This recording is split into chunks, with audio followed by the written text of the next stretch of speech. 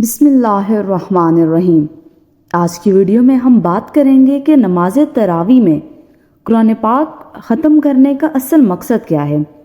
نماز تراویح کی اصل اہمیت اور افادیت یہ ہے کہ تراویح فہم قرآن اور اشاعت قرآن کی تیاری کی ایک مسلسل تحریک ہے، جس کا ریفریش کورس امت کو ہر سال رمضان میں کرایا جاتا ہے۔ قرآن کریم انسانی زندگی کا مکمل ضابطہ اور نظام حیات ہے۔ ہم جانتے ہیں کہ نماز تراویح میں حفاظ کرام کا کم و بیش 27 دنوں میں اس ضابطۂ حیات کا پڑھنا اور سمجھنا اس مقصد کے لیے ہے کہ ہم زندگی کے فرائض سے واقف ہو جائیں اور اس آگاہی مہم کے بعد ہماری زندگی کا ہر قدم اس کے مطابق اٹھے۔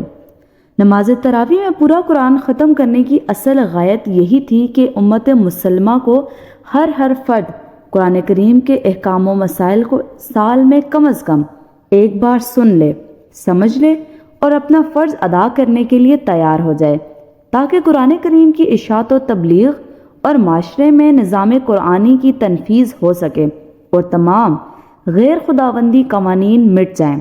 چونکہ قرآن کریم رمضان کے اسی مہینے میں نازل ہوا تھا، اس لیے یہ جشن نزول قرآن کا مہینہ بھی ہے اور نماز تراویح اسی جشن کی تکمیل کا سامان بہم پہنچاتی ہے۔ کسی بھی عمل کی اصل روح اس کے اصول و آداب کا لحاظ رکھنے میں ہوا کرتی ہے۔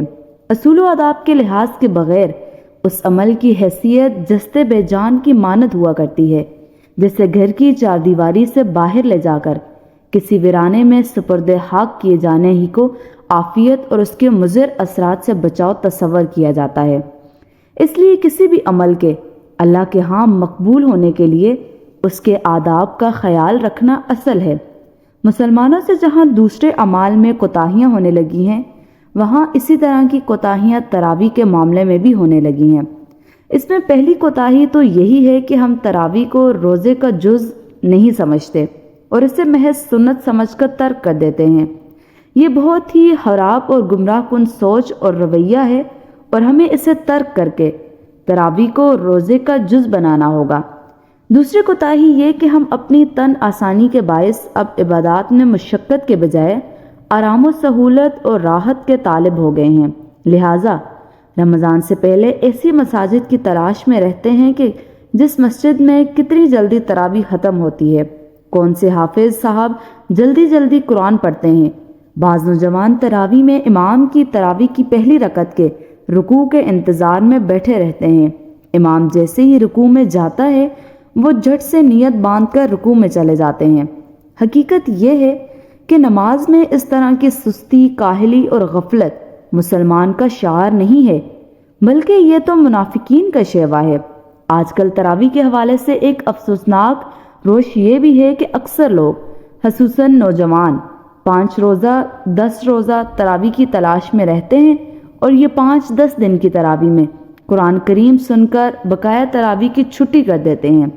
حالانکہ تراویح میں مکمل قرآن سننا ایک علیحدہ سنت ہے، لہٰذا رمضان میں جتنے روزے ہوں 30 یا 29 اتنی ہی تراویح مستقل سنت پڑھیں۔ اگر 25 یا 27 رمضان کو قرآن ختم ہو جائے تب بھی بقایا روزوں تک تراویح ہرگز نہیں چھوڑے۔ جتنے روزے اتنی ہی تراویح کا اصول ایک مسلسل مسلمہ سنت ہے۔ تراویح میں غفلت اور سستی ہی کے زمن میں یہ مشاہدہ بھی عام ہے کہ جب رمضان کا آغاز ہوتا ہے اور تراویح شروع ہوتی ہے تو مساجد میں عشاء کی نماز اور تراویح میں تل دھرنے کو جگہ نہیں ہوتی، مساجد کھچا کھچ بری ہوتی ہیں۔ 2-3 دن تراویح تک نمازیوں کی تعداد کی یہی صورتحال رہتی ہے، لیکن تیسری تراویح کے بعد سے نمازیوں کی یہ تعداد کم ہونا شروع ہو جاتی ہے اور گھٹتے گھٹتے یہ تعداد 5ویں 6ٹھی تراویح میں 5-6 صف رہ جاتی ہے اور 10ویں تراویح تک یہ تعداد بھی کم ہو کر 3-4 صف ہی رہ جاتی ہے۔ ایسے لوگوں میں زیادہ تر تعداد نوجوانوں اور صحت مند افراد کی ہوتی ہے۔ آپ اگر ان سے پوچھیں کہ بھئی تراویح میں نظر نہیں آ رہے ہو، تو یہ نوجوان کہتے ہیں کہ 2-3 پڑھی تھی مگر حافظ صاحب بہت لمبی کھینچتے ہیں، ٹانگوں میں درد ہو جاتا ہے، تھکن ہو جاتی ہے۔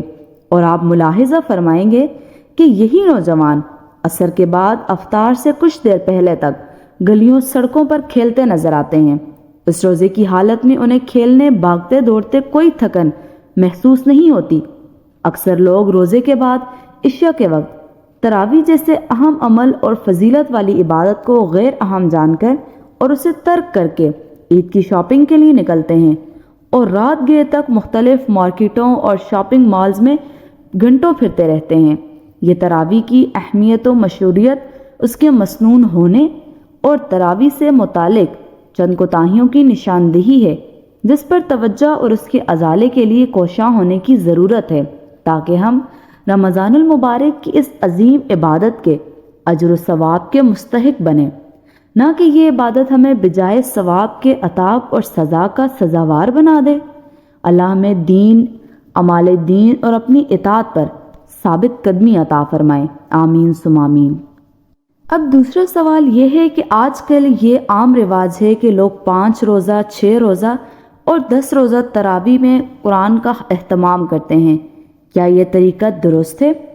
تو اس میں شرعاً کوئی قباحت نہیں ہے، البتہ بیرون مسجد، پارکس، مکانات وغیرہ میں جو جماعت کا اہتمام ہوتا ہے اس میں نماز باجماعت تو یقیناً ادا ہوگی، لیکن مسجد کا ثواب نہیں ملے گا۔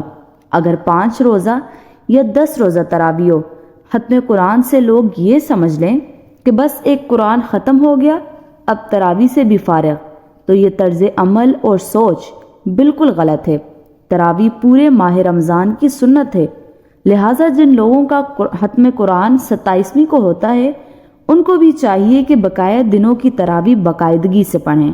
اب اگلا سوال ہے کہ کیا نماز تراویح بیٹھ کر پڑھی جا سکتی ہے؟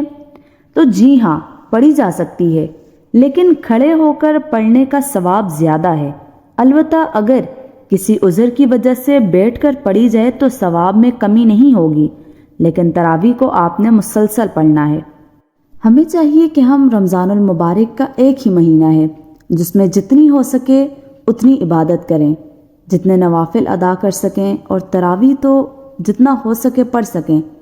کچھ لوگ 10 تراویح پڑھتے ہیں، کچھ 8 پڑھتے ہیں، کچھ 4 پڑھتے ہیں، لیکن ہمیں چاہیے کہ ہم مکمل تراویح کا اہتمام کریں، 20 تراویح پوری پڑھیں، کیونکہ یہ رمضان المبارک کا ایک مہینہ بڑا بابرکت مہینہ ہے، تو اس میں اگر ہم باقاعدگی سے نماز ادا کریں گے تو اللہ تعالی ہمیں اجر عظیم عطا کریں گے۔